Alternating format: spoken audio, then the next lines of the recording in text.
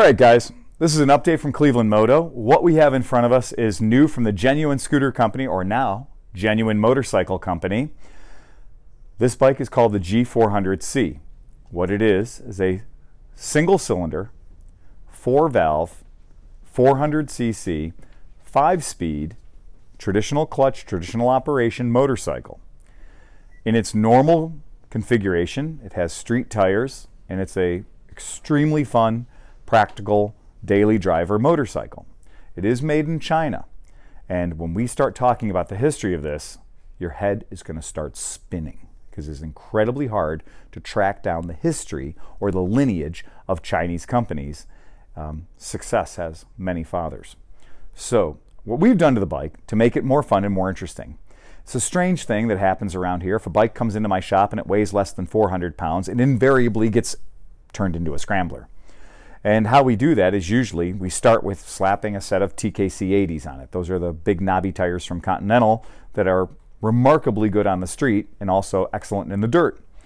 We also do the traditional 70s thing, because remember, when we think back to scramblers and we think back to desert sleds and all these terms of art that people are using today and in the marketing department of different companies, what it really was is it was a bike in the 60s and 70s that you went into your dealership and you said, that's an interesting Honda CB 500, or that's an interesting Honda CB 350 or CB 450 or Triumph or BSA.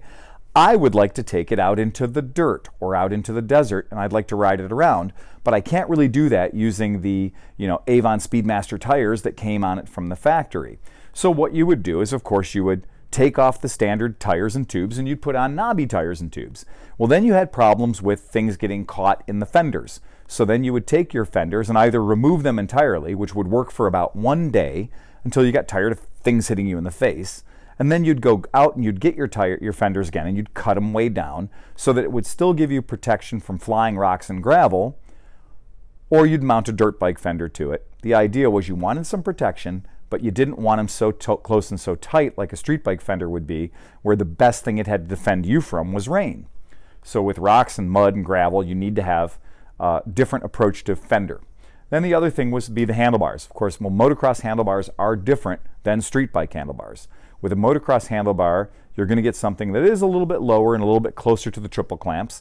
And because the bike will be falling over a lot if you take it out in the dirt, they usually will have some sort of a cross member built into them to help give the handlebars some support, so the first time the bike falls over on its side, you don't end up with this kind of a configuration going down the road. So here at the shop, we have a lot of this stuff hanging around. And then we get to the exhausts. And scrambler exhausts were basically designed so you could take the low pipes that came on every street bike back in the 60s and 70s. You wanted to get those pipes up where they wouldn't be bashing on rocks and trees or getting snagged on things. Or maybe you start the day riding with two perfectly good exhausts on your bike, but by the time you've had fun for 4 or 5 hours, those things have been left on the trail. So what manufacturers did and what people did was they would take their exhausts and re-weld their headers and put them up higher so that now you could go over obstacles and next to big rocks and whatnot, and your feet would be the widest part of the bike. It was more of a motocross move than a street bike move. And so on this bike, we've made those changes. We decided, after searching and hunting for quite a while, that we couldn't find a 400cc dual exhaust, because this bike is kind of interesting, like the old Honda XR400s, the GB 500s. This motor, that's where this bike comes from.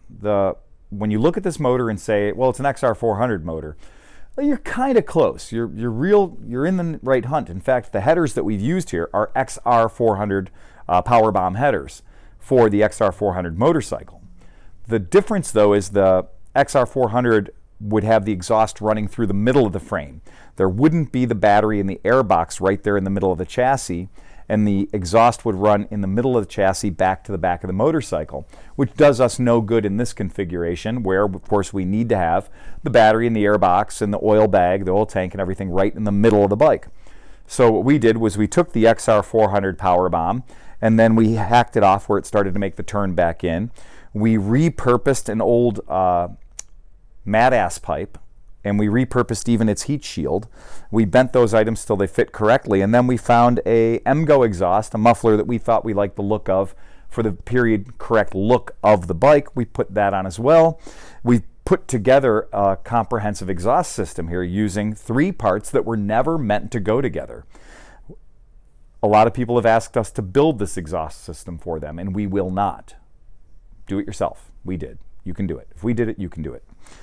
This is louder than frig. There is no baffling inside of this thing. It is straight through. If you look through it, you could use it like a poor man's telescope. There's nothing in the way of a interrupter baffle. So the noise basically shoots through the middle of it, and any noise that happens to get bounced off of the perforated material on the inside, well, good for you, but it's way too loud. So we will be looking for an alternative. I know it's something hearing me, the creator of the POC HMF exhaust for the Bajaj, saying anything's too loud, but trust me, this is too loud. So we're going to come up with a different option for that muffler. Aside from that, knobbies, we have done exactly what our ancestors did in the 60s and 70s, is we've made a scrambler. So the company doesn't make one. We decided to take it upon ourselves to make one. More fun that way anyway. And it also shows what you can do with a very simple base product. And that's the way our ancestors used to build motorcycles. You'd go into the dealership, you'd buy your Triumph 500, you'd buy your Honda CB350, and you would then make it into what you wanted it to be, whether it was an adventure bike or a scrambler or a touring bike or a racing motorcycle. It was on you. You started with the frame and the motor and the wheels, and you went from there and you built the bike how you wanted it to be. Now, let's get into the lineage. Let's get into the history, because the basics of this bike, that's going to be covered everywhere. It's a G400C. Look it up. It's $4,500, and it comes with a warranty, and it's fuel injected, and it'll do, as near as we can tell, 100 miles an hour. So we like the bike. Now let's talk about where did it come from. Now, about the history of the company, Genuine Scooter Company imports the bike from its manufacturer, which is Shinrei. Chongqing Shinrei. Chongqing is the location in China, and you're going to see that with a lot of Chinese companies. They're going to start the name of the company with where they're from. And that would be like if we called ourselves Ohio Cleveland Moto. So the French company that basically put this project together, that had the idea of designing and putting together a retro-styled Honda CB500 or Honda CB400S inspired bike, that company is called SIMA, S-I-M-A, and they're in France, and they sell it under the name MASH.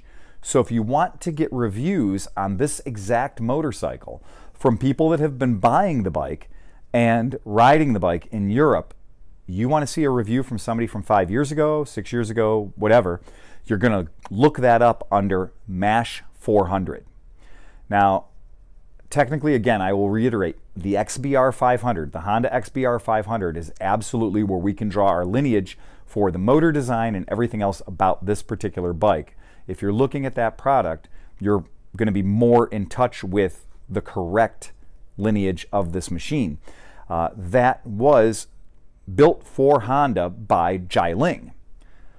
Well, now we start to get very complicated, because is Jialing Shinrei? Well, no, they're not the exact same company, but there are pieces of it that became that. So Shinrei itself is a company that we can identify either 1995 or 1997 started producing motorcycles. That's when that company started, Chongqing Shinrei. Now, how do we find the history of this? Because would you believe me if I told you that there's a connection between this bike and Harley Davidson? How about between this bike and Italy? Well, it is, absolutely. So there was a company called SWM in the 70s, and it had a fun name. It was called Speed Working Motos. And Speed Working Motos is an Italian company in Lombardio, Italy, that was started in 1971, a Milan company. And they made all kinds of cool trials and enduro bikes. And as they moved along, they became less competitive with the Japanese and other European brands. By 1974, the company was not doing great. By 1984, the company was getting ready for liquidation. And a company called Armstrong, a British company that was just partnered up with a company called CCM that made sports equipment. They got together and they bought the Tornado. The Tornado was a really cool bike, and it had a big Rotax 500cc engine in it. And when they bought that bike, very shortly later, they were producing this thing with this big Rotax in it. Harley Davidson came to them and said, we want to have a bike for the American military. And they're not buying the big old Indians anymore. They're not buying the Harley Davidson WLAs anymore. And the military, our military at the time, was buying Hondas and Kawasaki's and painting them green. And that's what our military was using as a reconnaissance vehicle or a scout vehicle, or just dispatch driving, moving stuff around. Harley wanted that contract, and Harley figured, being an American company, by God, they should have it. But Harley didn't make a dirt bike. So what had happened is they purchased the Armstrong Motorcycle Company just to get this Armstrong MT500 with this amazing Rotax engine in it. So they got the bike. They started putting them together in York, Pennsylvania. Again, this is all based on a product from SWM going back into the 80s. And Harley Davidson did not win the military contract. And if you want to know a little bit more about the history about that, I've got one parked in my garage, but you can also look in Harley Davidson Armstrong MT500, get a lot of information about that absolute failure and what happened there. It's a really interesting motorcycle history story. Now, SWM, how does that relate to this? Well, turns out that a few years ago, Shineray purchased SWM. And when they purchased SWM, they got everything that went with it. So they got the building in Lombardio, Italy. They've got a whole whack of KTM Huskies, Husqvarna and KTM's partnership. They had these bikes that were manufactured for them, and Shineray bought that stuff. They own it now. So Shineray has that. Shineray has now put new blood into SWM, and SWM is now a functioning factory again in Italy. Yes, Chinese are owning a company in Italy that's still building motorcycles, and they're building bikes in Italy. And I think building is one of those terms where we say they're probably opening boxes from China and putting them together, right? And that's SWM. So look them up too, because they're selling bikes in America again. And that's Shineray. And what's Shineray? Well, Shineray is the company that built this. And it's being imported to you by Genuine Scooter Company, and now Genuine Motorcycle Company, out of Chicago, Illinois. That is the fastest way that I can tell people where this bike came from. And I have not figured out a better way to do it. You're absolutely wrong if you just say, oh, it's a Shineray. Shineray was building Hondas or building under licensed Honda. You're not right. I've looked it up. If I've said that, I was wrong. And I've got more information about it after spending quite a bit of time trying to track these things back. And the thing with Chinese companies is you're going to find a lot of conflicting information as well. So in my quest for information, I found information that shows 1995 as the beginning of Chongqing Shineray, and found 1997 as the beginning of Chongqing Shineray. So it is a very hard thing to track Chinese manufacturing. What is good, though? What is good is the product has been represented and engineered and controlled by European interests for at least going back the past 6 years. They have been sold into the European market, where the demands of riding a motorcycle, the demands of quality for the motorcycle, are higher than you will get out of the standard home Chinese market, or worse yet, Chinese built for export only market. That stuff can be pretty darn low quality. What we've seen of this so far is very, very high quality. And in fact, you see a lot of stuff on this bike that you can tell has that standards and practices that they're going to get from the European or the Japanese buyer, and in this case now the American buyer, that's coming through into the machines you're seeing now. Again, Cleveland Moto is cautiously optimistic. We're hoping for the best, but if we find something dastardly, we're going to tell you immediately. We're going to let you know. So far in this one, we haven't found anything dastardly yet. Everything on here, so far, we're seeing a better build quality. We're seeing a better assembly. We're seeing better running and behavior than we saw out of the some of the Royal Enfield Indian products that we've sold, and certainly out of better than any of the previous Chinese products that we've had come through here. So this is moving in the right direction, and that's an important thing for the buyer. Somebody who's looking at getting a bike, this is the first time I'm going to make a statement that I have usually said the opposite of in the past. You're coming into the shop and you're considering purchasing a 1973 Honda CB350 that is going to be your project bike. It's going to be your fun bike. It's going to be whatever you're going to do with it. But if you're going to use it as a daily rider, and if you're going to use it to get to work every day in the morning, I'm going to say maybe not the CB350, maybe this. This, for me, would be a better option for a daily driver, a supportable, parts supportable, usable machine than an early 70s Honda CB. Because of the problems that we've had with Honda CBs, and because of the problems we continue to have with running modern gasoline in vintage vehicles and the problems that come up, I really think you're going to be able to make it to work for the next 5 years reliably on this machine as opposed to the early 70s Honda CB. I say that only based on the bikes that we see coming into our shop for service and the type of common problems that those bikes have. So, again, cautiously optimistic. Do your research, learn about the bikes. Please do not respond knee-jerk reaction to various different people that run poorly researched YouTube videos or people on the forums that are instantly an expert on everything. Check the bikes out yourself. Use your own discerning eye. Go to a dealership that has a product, look at it. Look at the welds, look at the quality of build, look at the materials they're using and the fasteners they're using to put a bike together. You will be able to tell the difference between a quality built product and a poorly built product simply by looking at it in close detail.